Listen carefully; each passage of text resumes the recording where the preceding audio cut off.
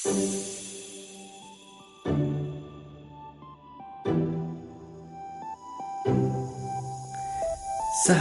Fresh Juice, sesaat lagi kita akan mendengarkan Fresh Juice Kamis 2 Februari 2023 bersama Ibu Linda Wahyudi dari Denpasar, Bali. Selamat mendengarkan.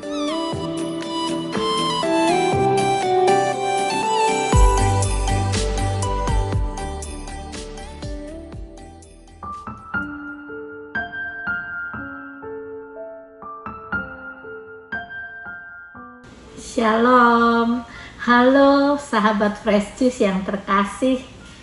Jumpa lagi bersama saya Linda Wahyudi dari Denpasar. Hari ini Kamis 2 Februari 2023 adalah pesta Yesus dipersembahkan di Bait Allah. Dan gereja mengajak kita untuk merenungkan Injil Lukas bab 2 ayat 22 sampai 40. Mari kita bersama-sama mendengarkan Injil Tuhan. Inilah Injil suci menurut Lukas. Dimuliakanlah Tuhan. Ketika genap waktu pentahiran menurut hukum Taurat Musa, Maria dan Yusuf membawa anak Yesus ke Yerusalem untuk menyerahkannya kepada Tuhan. Seperti ada tertulis di dalam hukum Tuhan, semua anak laki-laki sulung harus dikuduskan bagi Allah. Juga mereka datang untuk mempersembahkan korban menurut apa yang difirmankan dalam hukum Tuhan, yaitu sepasang burung terkukur atau 2 ekor anak burung merpati. Waktu itu adalah di Yerusalem seorang bernama Simeon. Ia seorang yang benar dan saleh hidupnya, yang menantikan penghiburan bagi Israel. Roh Kudus ada di atasnya, dan kepadanya telah dinyatakan oleh Roh Kudus bahwa ia tidak akan mati sebelum melihat Mesias, yaitu Dia yang diurapi Tuhan. Atas dorongan Roh Kudus, Simeon datang ke Bait Allah. Ketika anak Yesus dibawa masuk oleh orang tuanya untuk melakukan kepadanya apa yang ditentukan hukum Taurat, Simeon menyambut anak itu dan menatangnya sambil memuji Allah. Katanya, "Sekarang Tuhan, biarlah hamba-Mu ini pergi dalam damai sejahtera, sesuai dengan firman-Mu. Sebab mataku telah melihat keselamatan yang daripadamu, yang telah Engkau sediakan di hadapan segala bangsa, yaitu terang yang menjadi penyataan bagi bangsa-bangsa lain dan menjadi kemuliaan bagi umat-Mu Israel." Yusuf dan Maria amat heran akan segala sesuatu yang dikatakan tentang anak Yesus. Lalu Simeon memberkati mereka dan berkata kepada Maria, ibu anak itu, "Sesungguhnya anak ini ditentukan untuk menjatuhkan atau membangkitkan banyak orang Israel dan untuk menjadi suatu tanda yang menimbulkan perbantahan, dan suatu pedang akan menembus jiwamu sendiri, supaya menjadi nyata pikiran hati banyak orang." Ada juga di situ seorang nabi perempuan, anak Fanuel dari suku Asher, namanya Hana. Ia sudah sangat lanjut umurnya. Sesudah menikah, ia hidup 7 tahun bersama suaminya. Dan sekarang ia sudah janda dan berumur 84 tahun.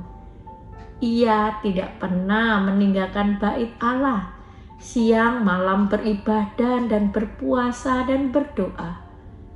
Pada saat anak Yesus dipersembahkan di Bait Allah, Hana pun datang ke bait Allah dan bersyukur kepada Allah, serta berbicara tentang anak Yesus kepada semua orang yang menantikan kelepasan untuk Yerusalem. Setelah menyelesaikan semua yang harus dilakukan menurut hukum Tuhan, kembalilah Maria dan Yusuf serta anak Yesus ke kota kediamannya, yaitu Nazaret di Galilea. Anak itu bertambah besar dan menjadi kuat, penuh hikmat dan kasih karunia Allah ada padanya. Demikianlah sabda Tuhan. Terpujilah Kristus. Sahabat-sahabat Fresh Juice yang terkasih, hari ini gereja berpesta atas sebuah peristiwa besar. Yesus dipersembahkan dalam bait Allah. Injil hari ini bercerita tentang sebuah ketaatan dan kerendah hatian yang menjadi landasan dari kehidupan menggereja. Ada dua hal yang dapat kita renungkan dari peristiwa Injil hari ini. Yang pertama, Yusuf dan Maria mempersembahkan anak mereka yang sebenarnya adalah putra Allah kepada Yahweh di surga. Dalam bayangan saya, peristiwa ini seharusnya yang terjadi adalah sebuah peristiwa yang gegap gempita seperti sebuah acara tabisan uskup, tabisan imam. Bayangan saya seharusnya ketika putra Allah itu dipersembahkan saat itu di bait Allah dipenuhi oleh paduan suara para Lewi, menyanyikan lagu puji-pujian yang meriah dan diiringi semua tetabuhan dan alat musik. Trompet dan nafiri harusnya ditiup dengan menggelegar, menandakan dipersembahkannya putra Allah. Tentunya diiringi dengan barisan para imam agung untuk menyambut sang putra. Tetapi kenyataannya jauh dengan yang seharusnya. Mungkin Bapak Yusuf dan Ibu Maria membawa bayi Yesus dengan mengantre bersama dengan bayi-bayi yang lain yang juga dipersembahkan pada hari itu di bait Allah. Itu pun mereka hanya bisa membawa persembahan sederhana. Syarat minimal untuk orang miskin 2 ekor anak burung merpati. Ibu Maria dan Bapak Yosef dalam kerendah hatian mentaati hukum Taurat, mempersembahkan anak laki-laki sulungnya kepada Allah.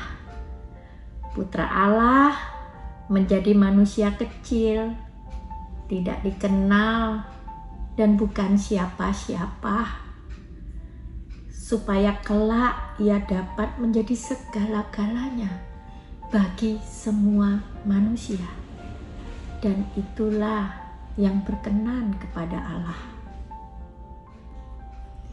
Hal yang kedua adalah tentang Simeon dan Hana. Bagaimana mereka dapat mengenali bayi Yesus dari antara semua anak yang dipersembahkan pada waktu itu?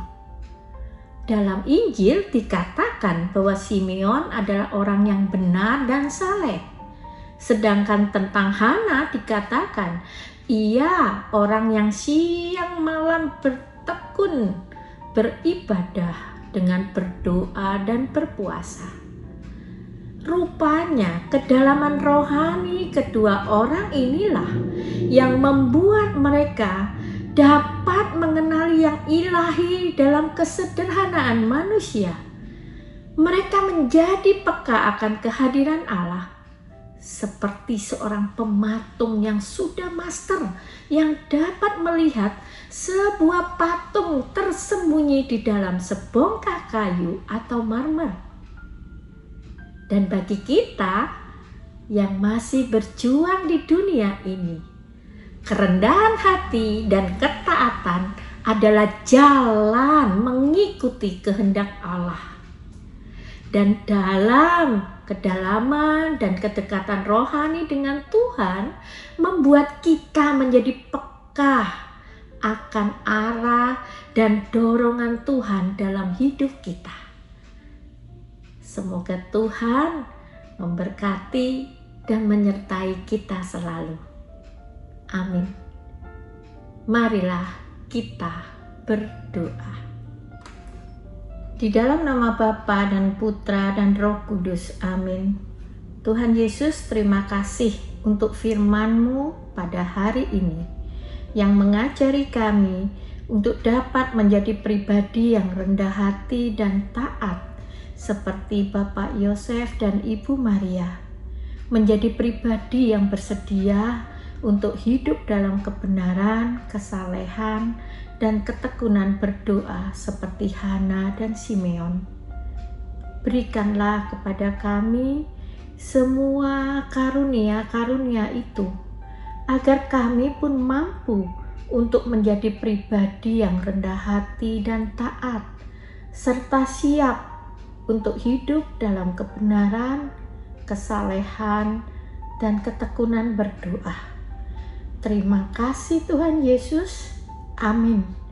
Semoga Tuhan memberkati kita, melindungi kita terhadap dosa, dan menghantar kita ke hidup yang kekal. Amin. Di dalam nama Bapa dan Putra dan Roh Kudus. Amin. Sahabat Fresh Juice, kita baru saja mendengarkan Fresh Juice Kamis 2 Februari 2023. Saya Yofi Setiawan beserta segenap tim Fresh Juice mengucapkan terima kasih kepada Ibu Linda Wahyudi untuk renungannya pada hari ini. Sampai berjumpa kembali dalam Fresh Juice edisi selanjutnya. Tetap semangat, jaga kesehatan, dan salam Fresh Juice.